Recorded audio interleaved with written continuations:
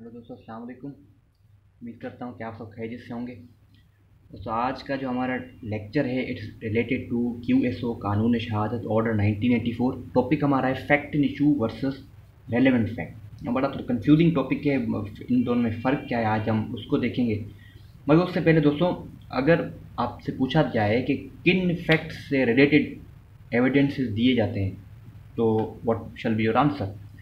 तो fact in issue हो या रेलेवेंट फैक्ट हो, इन्हीं से रिलेटेड ही एविडेंसेस दिए जाते हैं। इनके अलावा no any other fact shall be dealt with the evidences of all. इनके अलावा जो भी फैक्ट होंगे उनके लिए ये एविडेंसेस को नहीं दिया जो कि प्रोवाइडेड है अंडर आर्टिकल 18 ऑफ कानून शहादत ऑर्डर। ठीक है, तो एविडेंस इन दो के लिए, फैक्ट इन इशू या रेलेवेंट फैक्ट। अब फैक्ट इन इशू क्या है, रेलेवेंट फैक्ट क्या है, इनसे पहले इनको डिस्कस करने से पहले भी must know what is fact.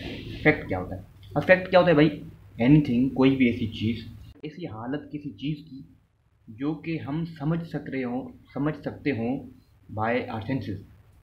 ठीक है, एनीथिंग या कोई state of things capable of being perceived bye senses. हम जो दिमाग से देखें भाई ये चीज़ इस तरह हुई है या नहीं हुई है, ये क्यों हुई है, दैट इज़ अ फैक्ट।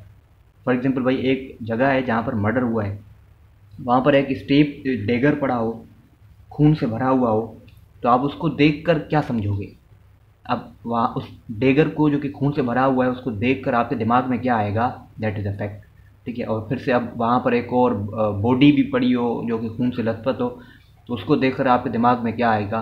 तो कोई भी चीज़ जो कि आपको सोचने पर मजबूर करे और आपके सेंसेस कुछ बताना चाहें आपको, दैट इज़ अ फैक्ट।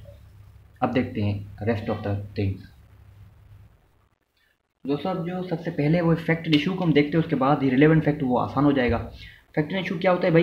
कोई भी फैक्ट, जो कि हमने देखा कि फैक्ट क्या होता है, कोई भी फैक्ट जिसके होने या ना होने से कोई राइट क्रिएट हो, कोई ड्यूटी या लायबिलिटी क्रिएट हो।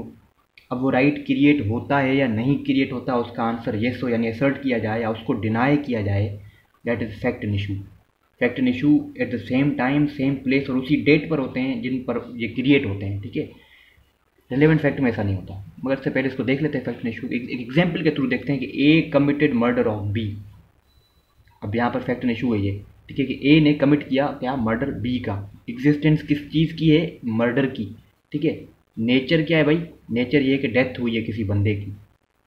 ठीक है, अब यहाँ पर राइट इन्फ्रिंज किया गया, किसका? मिस्टर बी का। कौन सा राइट? राइट टू लाइफ, उससे वो इन्फ्रिंज किया गया। यहाँ पर लायबिलिटी क्रिएट हो गई किसकी? ए की, कि he has committed a murder of a person. अब उसने ये मर्डर कमिट किया है या इधर it shall be asserted in proceeding, जो कि केस चलेगा उसमें एसर्ट किया जाएगा कि भाई हाँ किया है या नहीं किया गया। वेदर क्या पता मिस्टर ए खुद ही ये इस चीज़ को एसर्ट कर दे कि yes I committed murder of mister B. This is a fact in issue दोस्तों। ये वहीं पर क्रिएट होता है। ठीक है, एट द सेम टाइम जहाँ पर मर्डर कमिट हुआ, एट द सेम टाइम उसी डेट पर उसी वक्त इस फैक्ट इन इशू वहीं पर क्रिएट होते हैं, उससे पहले नहीं। ठीक है, दूसरा एग्जांपल देखते हैं कि वेदर एनी पर्सन विटनेस्ड, क्या किसी वहाँ पर कोई दूसरा बंदा था। फॉर एग्जांपल मिस्टर सी ने किसी को देखा, कि मिस्टर सी ने देखा कि ए ने कमिट किया बी का मर्डर, तो ये भी एक फैक्ट इन इशू है कि मिस्टर सी ने देखा, ये विटनेस द सिचुएशन। यहाँ पर ए की इंटेंशन भी देखी जा सकती है। फॉर एग्जांपल भाई ए के हाथ में डेगर देखा गया, खंजर देखा गया जो कि खून से भरा हुआ था, तो यहाँ से ए की इंटेंशन का पता चल जाता है, that is fact in issue. ये बी की डेथ जो है उसी खंजर से हुई जो कि ए के हाथ में था, this is fact in issue. ठीक है दोस्तों, आप देखते हैं हम रेलेवेंट फैक्ट को। दोस्तों, अब जो है वो है रेलेवेंट फैक्ट। मगर रेलेवेंट फैक्ट की तरफ जाने से पहले ये हमारा चैनल है WK प्रोडक्शन, इसको लाइक करें, सब्सक्राइब करें, दोस्तों के साथ शेयर भी करें। रेलेवेंट फैक्ट क्या है, इसकी डेफिनेशन डिफरेंट आर्टिकल्स में मौजूद है, आर्टिकल 19, 20 और आगे भी। मगर आर्टिकल 19 में एक जो डेफिनेशन है it best fit to the situation. Article 19 क्या कहता है कि facts though not in issue are so, हाँ ये फैक्ट इशू नहीं है, फैक्ट इन इशू नहीं है, मगर फैक्ट इन इशू से कनेक्टेड है with a fact in issue as to form part of the same transaction. Same transaction कोई भी मतलब कोई इस तरह की सिचुएशन, फॉर एग्जांपल मर्डर, ये एक सेम ट्रांजैक्शन है जहाँ पर फैक्ट इन इशू और रेलेवेंट फैक्ट दोनों ही मौजूद हैं। तो रेलेवेंट फैक्ट सिंपल कहने का मतलब they are facts those which help in finding issues in fact. ठीक है, तो इन इशू इन फैक्ट में को फाइंड करने में रेलेवेंट फैक्ट मदद करते हैं। ये जो रेलेवेंट फैक्ट हैं वो वहीं पर जहाँ पर मर्डर कमिट हुआ या वो मसला जहाँ पर क्रिएट हुआ एट द सेम टाइम भी मौजूद हो सकते हैं, या रेलेवेंट फैक्ट उससे पहले भी जो है ढूंढे जा सकते हैं। फॉर एग्जांपल भाई, मैंने देखा कि मिस्टर ए ने मिस्टर ए जो है बाय कर रहा था, ख़रीद रहा था, वही पॉइज़न जो कि मिस्टर बी को मारने के लिए यूज़ किया गया है, वही पॉइज़न। अब ये जो पॉइज़न इसने ख़रीदा वो उस वक्त नहीं ख़रीदा जब मर्डर कमिट हुआ था, उससे पहले, यानी तो रिलेवेंट फैक्ट उस वक्त भी हो सकते हैं या उससे पहले भी हो सकते हैं, ये याद रखिएगा, ठीक है। मैंने देखा कि जो बी की जहाँ पर मर्डर हुआ था, वहाँ पर मार्क्स मौजूद थे, वहाँ पर निशान थे कि मिस्टर बी जो है वो ही स्ट्रगल्ड, कि उसने बहुत अपनी कोशिश की अपने आप को बचाने के लिए। इस तरह का मैंने मार्क्स वहाँ पर देखे, तो ये भी एक रिलेवेंट फैक्ट है। मैं जो है वो एक स्ट्रीट से जा रहा था और मेरी वहाँ पर जो है मेरे साथ वो रॉबरी हो गई और मेरे पैसे जो है मुझसे छीने गए।